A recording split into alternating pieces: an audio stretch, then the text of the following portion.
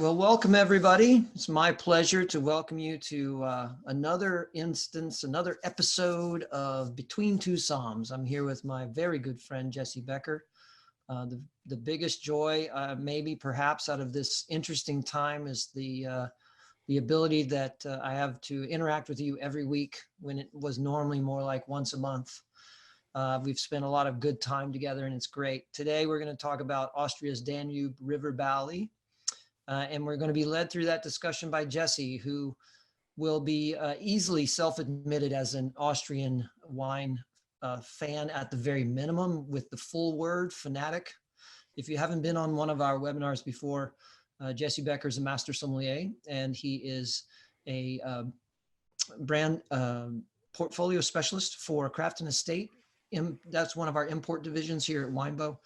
And he does many things for them because his interests are broad, but his fascination and love of Austrian wine is well known beyond his own borders.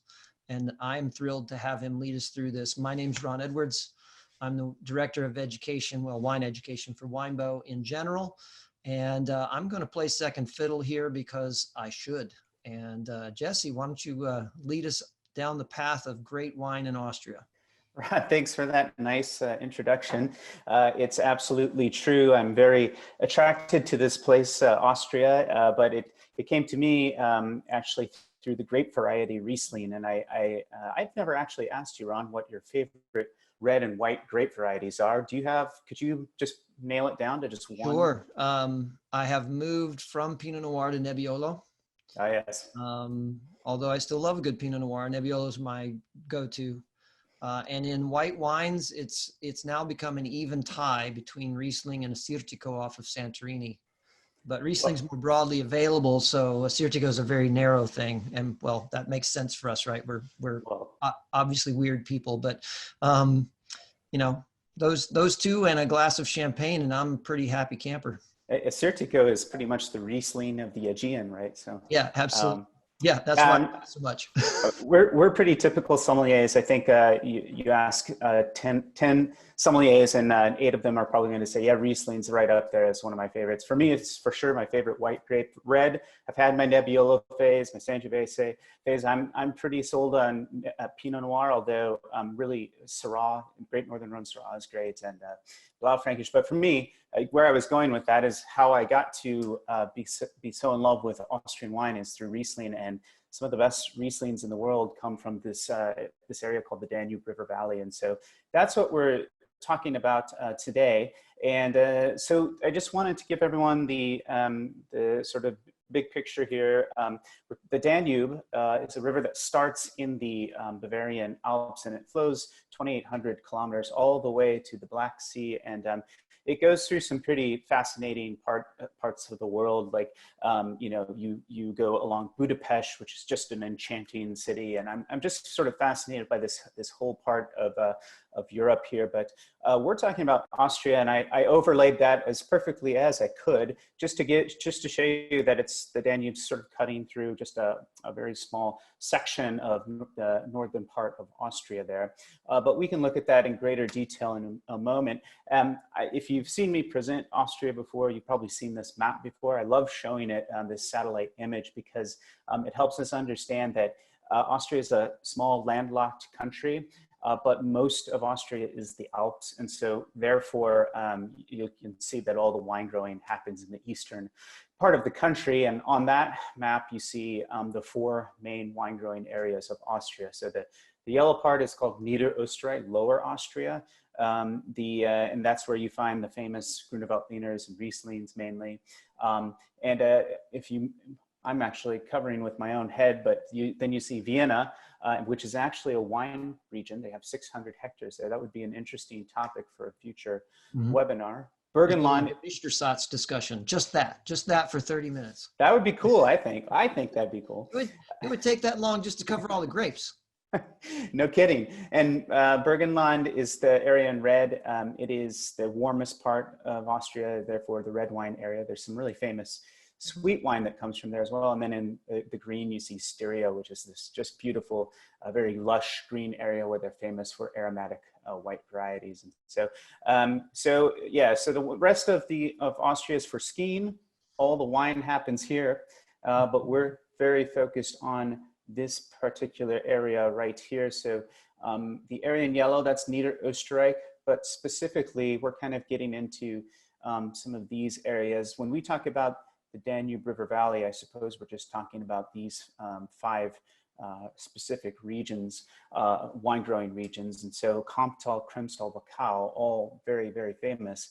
But you can see that the Danube goes through this area called Wagram, so sort of in between Vienna and those other 3 areas. And there's a little bit of the TRAISENTAL is influenced by the Danube. And just since we have this map up, I just wanted to point out here, just look at how close these regions are to the capital city of Vienna. So if you were to fly into the Vienna airport, rent your little Audi and start driving west along the Danube River, you'd be in Kamptal, KREMSTAL, Wachau in about an hour, 20 minutes. So it's a very compact area.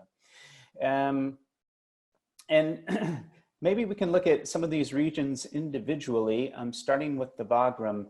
And what's really important here, first of all, you can see the terrain there. It's quite open. The Danube influences this area. But the other really important thing here is that you're getting this warm, dry air coming from the east. So the way Austria sort of works is you've got the Alps in the west, and cold air is coming down from the Alps and from the north. And it's meeting this very warm, dry air, and they call it the Pannonian climate. And the reason it's called that is because this was a province of ancient Rome, and the province was called Pannonia. And so they've taken this name to describe this, this dry, warm air that comes from Hungary. And they sort of meet right here in the Danube River Valley. And it explains why these wines have such freshness and vibrancy to them, because one feature of all of these regions is that they have this huge diurnal temperature swing, day and nighttime temperatures. So the grapes get fully ripe, but they also retain a lot of acidity to them. I think this is a great point, because you know, when I was coming up in wine and trying to figure out what Austria was about, what Germany is about, etc., I kind of lumped them into one basket.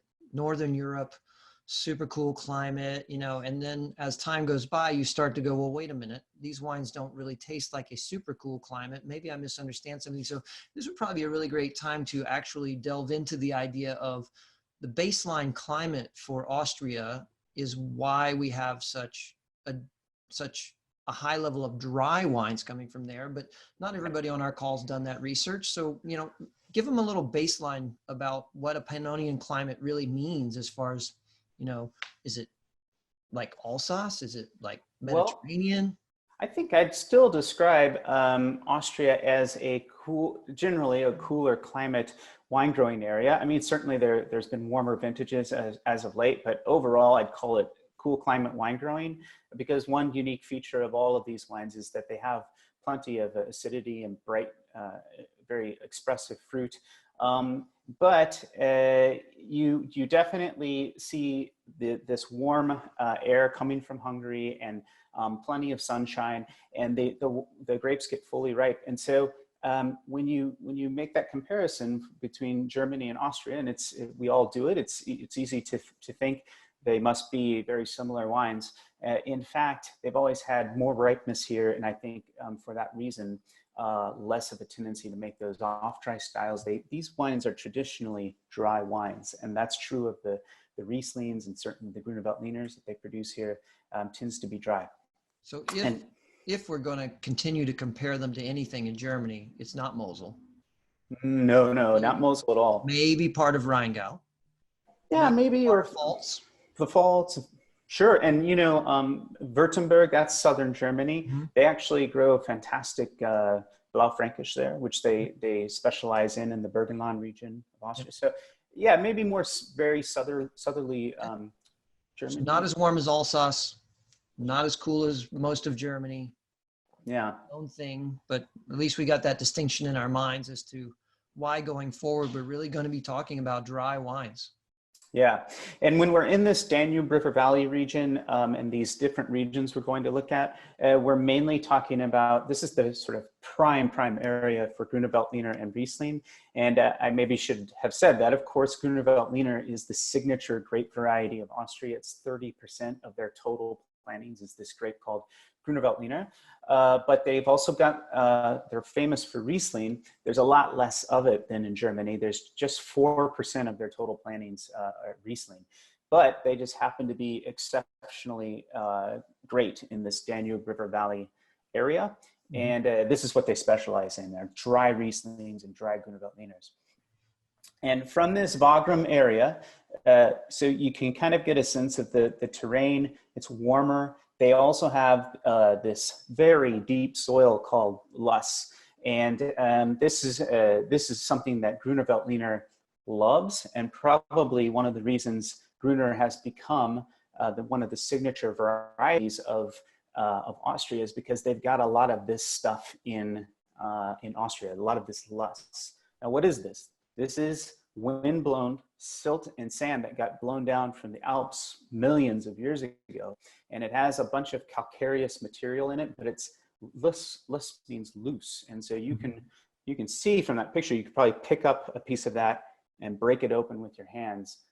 It's a fantastic soil for Grüner Veltliner. It's part of the reason this is such an important variety in this country. And a popular wine soil worldwide. And it's, you know, as you're looking at that map that you showed us of the topography of Austria, it makes a lot of sense that as you're in a global scale, you've got winds blowing across a continent and they're coming up against a mountain range. And so there's a place right here in Wagram for that wind to sort of have to drop something as it starts to rise over a mountain range. And so we're going to see something different as we start to travel west. Great point. And you can see Wagram, it has terraces, there's some hills, but it's relatively flat. And like you just said, Ron, this gives the loess a place to rest. And so that's why you've got many, many meters deep of this stuff. Some cool producers here that we don't, in our wine board portfolio, we don't have any producers in the Wagram, but there's some really nice wines being produced there. Surprisingly good Riesling off of gravel from Leth. But these wines, I wanted to stress that they're really broad, rich, and textural. So these are Grüner Veltliners, Rieslings. They make a specialty of Roter Veltliner here. But one thing they share is they've got a lot of broad richness. And I think it's the climate, but also the soil. And then TRAISENTAL, I think, is a really awesome region because it's a bit cooler here. We've got another one of these side valleys of the Danube River. So it's on the cooler side, but the other really cool thing about this area is that there's limestone, which it's very hard to come by in a landlocked country. The only reason that would be there is if there was an ancient sea or something at some point, and in fact there was. So there is limestone. It's even, you can see it on the surface when you're in this particular region. And they make a specialty. It's, once again, Grüner Veltliner Riesling. That's what their DAC or appellation says that they can produce as DAC Traisental. But they're dry, they're structured, they're everything we would expect of Riesling on, or Grüner Veltliner on limestone. That really sets these wines apart. Yeah, I really like the few examples we have in Europe of Riesling on limestone. It's such a definitively different wine than when you grow it on slate or schist or something like that. It's really, really interesting how the grape behaves. Yeah. So sure. Think Clos Saint-Hune in Alsace. Clos Saint-Hune and Wittmann out of Germany has some great limestone-based stuff. Really very cool. Absolutely. And yeah, that's some serious limestone right there. I took that picture. I was walking through these vineyards with Ludwig Neumeier and I tripped on that. And he said, watch out for the limestone. So I took a picture. So yeah, that's there's two kind of big producers here, Neumeier and this young producer, Marcus Huber, making really exciting wines. But it's not as well known as these next three that we're going to talk about, but Traisental is a pretty cool place, I think. We have a treat for you. I think it's a treat. Our good friend, Master Sommelier Fernando Batata, made us some fantastic videos of these vineyards in the Kamp, KREMSTAL, and Wachau, and we wanted to share them with you today. It takes about 4 minutes to get through this, and it's a lot of information, but we can kind of talk you through it. Here's the Kamp, KREMSTAL, and Wachau. These are the three premier wine growing regions of the lower Austria area. And starting with the Kamptal, this region is named after this Kamp river that you see there. It's a side river of the Danube. And the Tal means valley, so this is the valley of the Kamp River. The main wine growing village here is called Langenloess, and here's one of the most famous vineyards in all of Austria. It's called Heiligenstein, and it's actually a volcanic sandstone. It's a very distinctive vineyard that gives really long-lived Riesling. And then, so Stein. Anytime you see Stein, that's stone, right? And exactly. You see Heiligen, that's sandstone. That name, I think that might come from like Hellstone or something. But yeah. And look at how close these regions are to one another. So we were just in the Kamptal. Now we've driven about 20 minutes down the road, and we're in KREMSTAL. And this is another one of the premier regions. You can see it's closer to the Danube, and it's an actual town here, a pretty good sized town, Krems. And there's a little district here called Stein, right next to Krems, that probably the most famous vineyards of KREMSTAL are located here, like Kogel. These are steep terraced vineyards that face the Danube. This part of KREMSTAL, it really looks like Wachau, and in fact, it was once the Wachau. So, and I like to point this out. There's a side valley back behind the village. This is called Simpftenberg, and this is where the great producer Martin Niegel's vineyards are located. So that's the reason I wanted to point those out. He's in a kind of a cool valley behind the village.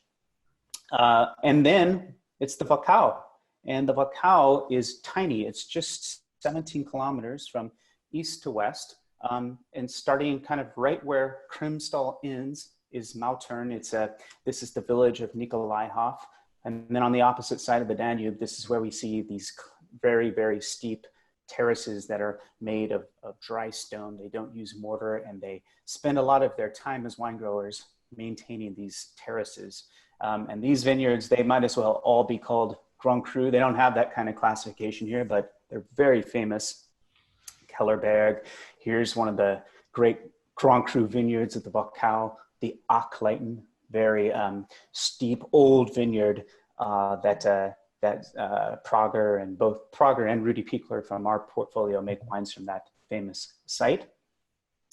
Right in the heart of the Wachau are two villages, starting with Weissenkirchen, and then we'll see Vosendorf. And this is the village of Rudy Pichler from our portfolio, and he's got two very famous vineyards here, Kolmitz and Hochrhein. Again, the thing that's similar is the steep terraced vineyard, but these are very diverse in soil type. We're really right on the edge of the Bohemian Massif, and so that's why we have more primary rock here. So one thing we see a lot less of in the Wachau is the loess soil. It's more of this primary rock, and we get famous Riesling vineyards like that, Signoriedel. Yeah. This little area is called Spitz. It's the very tail end of the Wachau, and it's the coolest area also. So we get some great Rieslings out of this little area called the Spitzergraben. So anyway, I hope you enjoyed it. It goes pretty fast, but you'll be able to see it on video replay if you want to check it out later. That was a great tour. I'm awesome. really thirsty. I want a glass of Riesling now. Fernando does an amazing job with that. So we really appreciate him for that. I think knowing that we just walked through that and we saw the 3D imaging, or the best we could get out of it, and we can really see how the Wagram is then moving into a little more hill and a little more steepness and a little less deposition, as opposed to primary formation of the earth that's been eroded away and deposited somewhere else. And it's really cool to see how the wine regions go in that sort of order in what they can do with wines and everything. And so just as I think I just learned this like last year as I was researching something, when we get into the Bohemian Massif, we're talking about a lot of crystalline formations like gneiss. And what's interesting about that, if you want to be geeky about it, is that gneiss, schist, slate, mudstone, shale, they all start basically as a common sedimentary soil, usually deposited by water that over heat and pressure turns from just mud to mudstone, mudstone to shale, shale to slate, slate to schist, and then schist into other things. And finally, at the end of heat and pressure, you get this crystalline formation that is in that same family as gneiss. And all of this stuff is based on that. And as you have mentioned to me several times, the producers there kind of nonstop discussing the rock formations in their vineyards, which is interesting when you get into the Wachau, because one particular section of that, right, has been covered by a landslide. So it's all mixed up. Yeah, exactly. What Eisenkirchen and what was it, Bosendorf? Bosendorf. Mm-hmm. Those are both part of the landslide. We have 2 questions whenever you're ready to cover them, but go ahead. No, we can cover them anytime. All right, since we just talked about Wachau, and they had traditionally have the Smaragd designation. Yeah. Kathleen wanted to know how long Smaragd wines age, and I know you've been there many times, so hopefully somebody's been very kind and given you access to some older wines. So obviously it's going to be different for Riesling and Grüner, but what do you say? Oh, I have 2 things to say about that. When you visit, the producers love to show you the old Smaragd wines and show you how they've aged. And that's something that Rudy Pichler does in particular. He always bottles some of his Smaragds in these magnums. And then when you visit him, he'll pull out a 10, 15, 20-year-old Smaragd wine that was bottled in magnum. And he loves that format, especially to show off his old wines. And the second story I have to tell about that is that in the early 2000s, when Grüner Veltliner Riesling from Austria was just getting popular, I attended an incredible seminar with Terry Thies, and he showed wave after wave of older and older vintages of Grüner Veltliner Riesling that just blew my mind. So I always have that in my mind. They age incredibly well. We can get into the Wachau in just a second. I just want to show you KREMSTAL quickly because exactly what you're saying, Ron. We are transitioning away from the warm climate of the Pannonian climate of the East and the loess that we find in the East. And we're starting to transition a little bit into more of this hard primary rock. It's a big open valley. That's from a picture from the Heiligenstein. And there's a lot of top names here in both vineyards and in producers. So a slide like this one, you could fill up with probably about 10, 15 producers of top names. So here's just 3 to know. Of course, Fred Leumer is part of our portfolio, but they have Grüner Veltliner Riesling under their DAC, but they'll also produce some really nice Pinot Noir here. It's Zweigelt and even other varieties. And you get great balance in these wines. And there's some vineyards are very much influenced by loess, others turn to more primary rock. And just as a general rule, where you have more primary rock, it tends to be Riesling. Where you have more loess, they tend to plant Grüner Veltliner. And so you get a very nice balance in this very famous region called KREMSTAL. And in the KREMSTAL. Mm-hmm. So while you're talking about this, since we now brought up the term DAC, let's re-emphasize to folks on here what this is and what it isn't. Just a quick reminder, because I'm sure not everybody on this webinar is fully indoctrinated into Austria. Otherwise, it wouldn't be on the webinar, right? Well, DAC is their equivalent of AOC in France, or it's their appellation control system. But the thing that's interesting here is that it's very, very new. The very first DAC in Austria was the Weinviertel in 2002. And we're now up to, I think we're now up to 17 in total. And they are eventually, every wine producing region in Austria will have its own DAC, but it's so young that it's still in development. So, and it dictates the region. It says this is the region of KREMSTAL, for example, but like the AOC, it says these are the varieties you can produce under this DAC. So it's their appellation control system. Fabulous. Thank you so much. They've had their DAC here in KREMSTAL since 2007. It's for Grüner Veltliner and Riesling. You really start to see, I think that picture shows a lot of that. It's really starting to transition more into the Wachau. And there's the town of Krems. We can't see from this picture, but back sort of behind these terraces is that valley where an eagle is, but you get different areas here. But these are the steep terraces where some of the most famous vineyards of this region are located. And the wines, to me,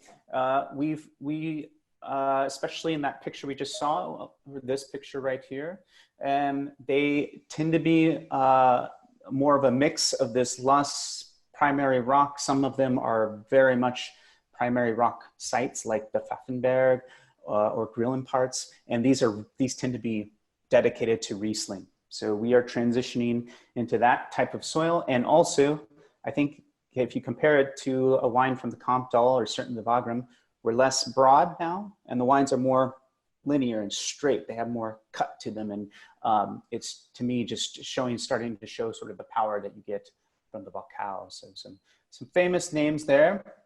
And then Wachau, boom, there's their DAC. They just got it 2 weeks ago. So that is brand new information for everyone.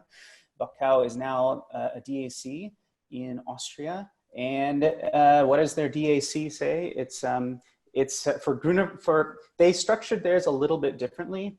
They are going to have a system within their DAC that looks an awful lot like Burgundy, really. So you see that there's regional wines, they call those Gebietswein. Then there's village wines, Ortswein, literally village wine. And then at the top level, they call it Riedenwein. Ried is an old Austrian term. They don't use that in other German-speaking countries, but it means single vineyard. And for them, their DAC Rieden vines can only be produced from Grüner Veltliner and Riesling. I think the obligatory hand harvesting is an interesting addition to their DAC, but you know what? It would be really hard to use a machine in some of these vineyards because they're steep and tough to work. Well, technology is moving forward. You just never know. They may harvest with a drone or something. We have actually, one of the questions revolving around this, I'll just throw it in right now, is that could you give me your take on, where did it go? Briefly, are you about to talk about the Steinfeder, Federspiel, and Schmaragd as they exist for someone who wants to that's an idea of that? I think that's right. That's coming up right next. Okay, well then, never mind. I interrupted you at the wrong time. You got a very small region. This is 17 kilometers from east to west. It's the traditional boundaries were the town of Krems and this abbey called Melk, which is probably not on this map. And there's 124 individually named vineyards along this path of the Danube, and they're all very, very famous. And yes, this gets to the question. There is an association here. You got to remember, if there's only been DAC in Austria since 2002, there might have been some growers groups or associations that were establishing their own quality criteria. And for this region, this Vinea Wachau did that in 1983, and they're very successful. So almost every top producer belongs to this association, the Wachau. And not only do they have very high quality standards, but they also have a very interesting way of classifying their wines based on how ripe the grapes were when they're harvested. So in a way, it's sort of like what we have with Cabernet, Spätlese, Auslese in Germany, but of course these are for dry wines only. And the lightest style is called Steinfeder, and it's named after this very grass that kind of blows in the wind. There's Federspiel. That's the style that's between 11.5 and 12.5% alcohol. It's named after a lure used in the sport of falconry. I've never gotten to the bottom of why they chose these names.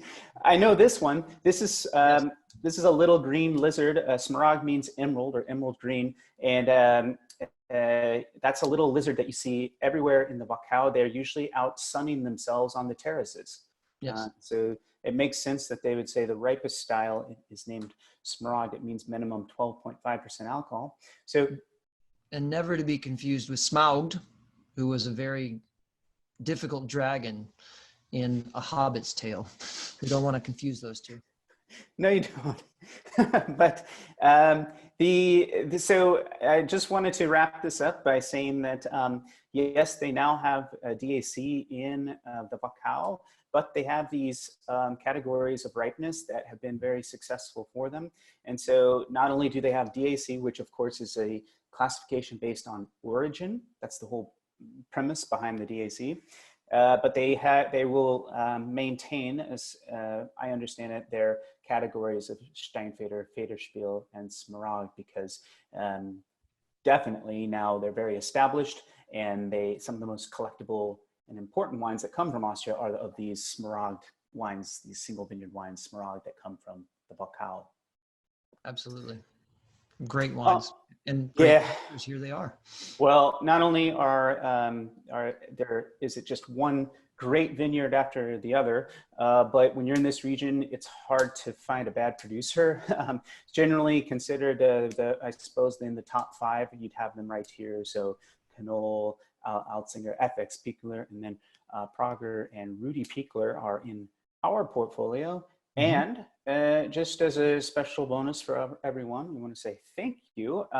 And that if you like, tomorrow we're actually going to have a live interview with Rudy Pichler and his daughter, Teresa. So that should be very, very interesting. But I see lots of questions and want to get to them.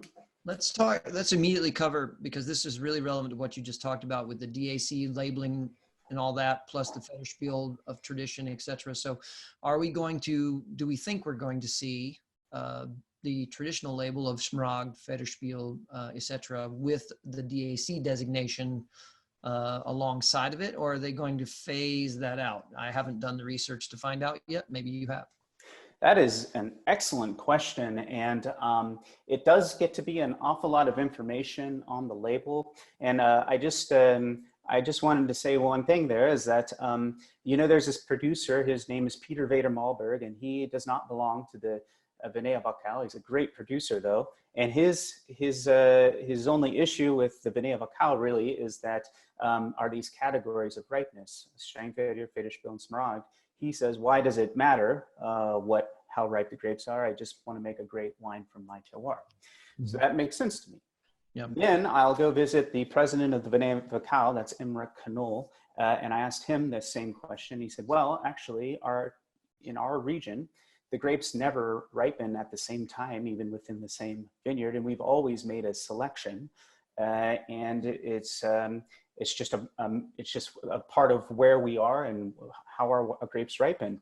And so that's why we have these different categories. So I think they both make excellent points. And to answer the question about how it will appear on the label moving forward, I don't have the answer.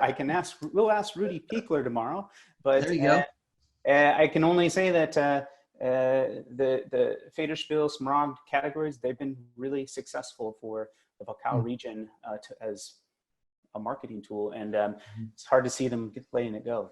Yeah, it'd be a very difficult branding issue for the country and the region specifically to just immediately stop using them. They definitely have to phase it out. And no Germanic country has ever been scared of having a little extra information on the label, so I don't think that's going to bother them too much. All right, so we have a question, and this is a really good wonderment, because as you're reading through lists of grapes, you run across things like, what the heck's the difference here, right? So what's the main difference between Grüner and Roter Veltliner?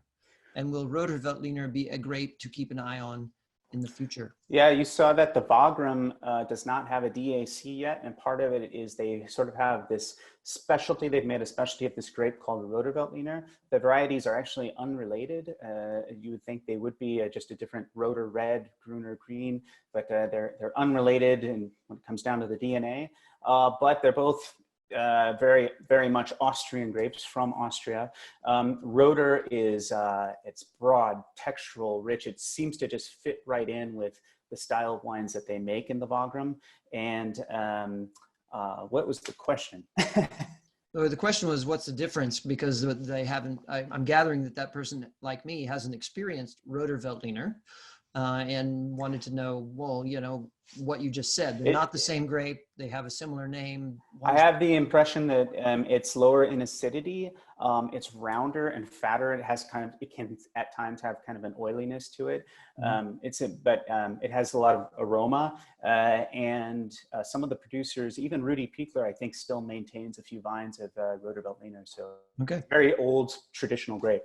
Very good. And then let's see.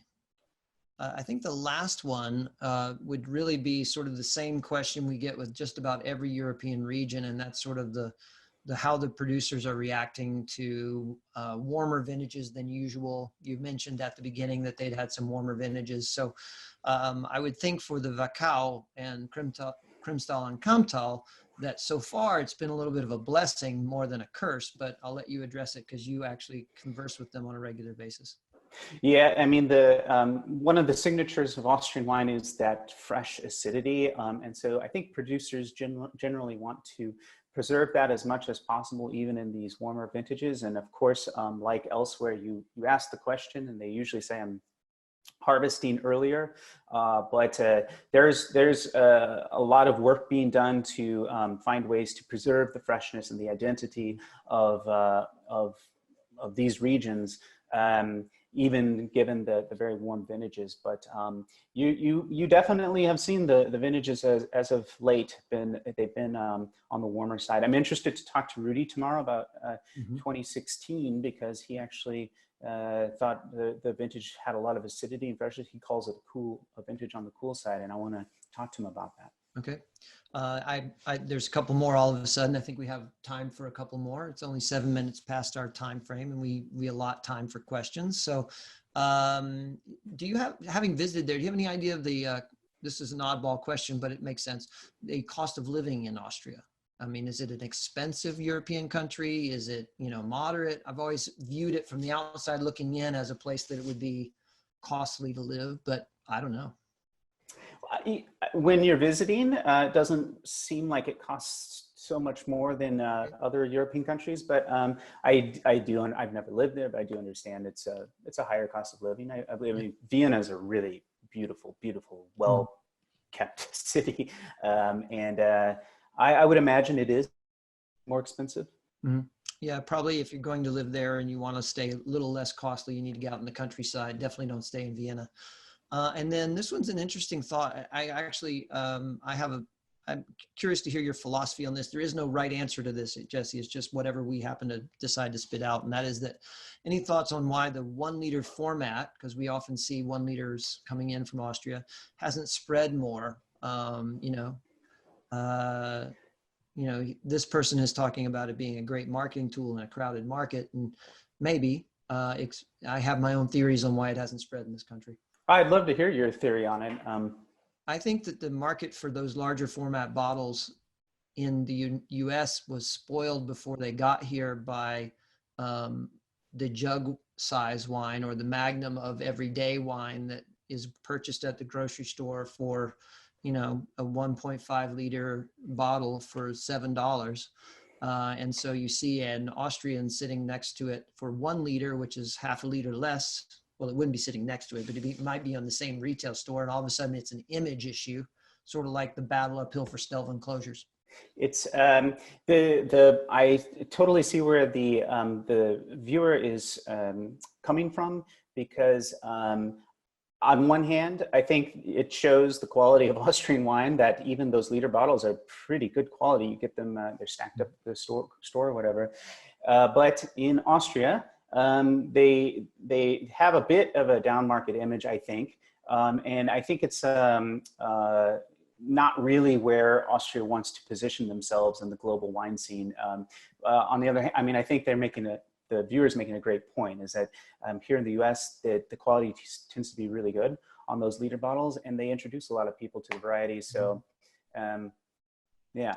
Yep. As long as you can get them past the idea that a bigger bottle doesn't mean a lower quality wine. So on the mass scale of the US consumer, that's the problem. But the other thing I thought, based on the idea of what you just said about the image that Austria projects, I've my gut tells me, and maybe you have seen some stats on this, that Austria may be one of the highest or the highest average bottle cost, or per liter cost at the retail level of wine in Europe, because they really don't make much at the quote unquote jug wine tier. There's not a whole lot of Austrian wine that isn't in the quality wine designation.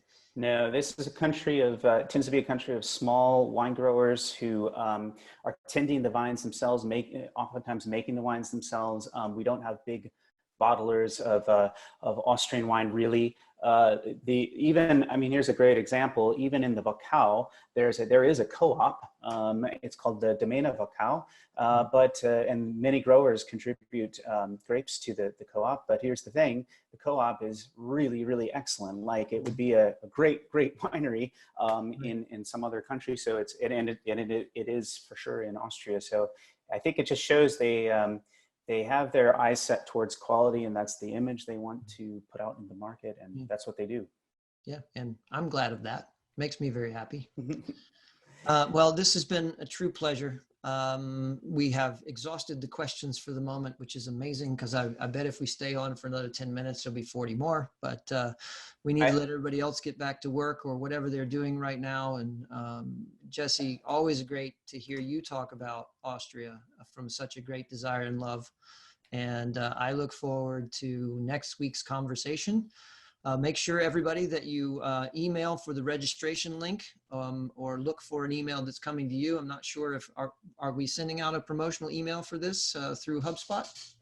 Yes, they should be coming from HubSpot now. That's right. Okay, great. So you'll get a note from HubSpot that says register here, and that will be a fantastically interesting interview. I'm going to tune in for sure. We'll talk next week. I have to say hello to some of my friends here from all over the world. Andreas Harl is saying hi, and Vicky Corbeils, hello. Nice to see you. We've got a global audience today, so thank you. Andreas did tell you that Austria was far too proud to ever take Smaragd off the label, so probably right about that. Thank you so much, everyone. Always great time. Thank you. Bye, everybody. Bye.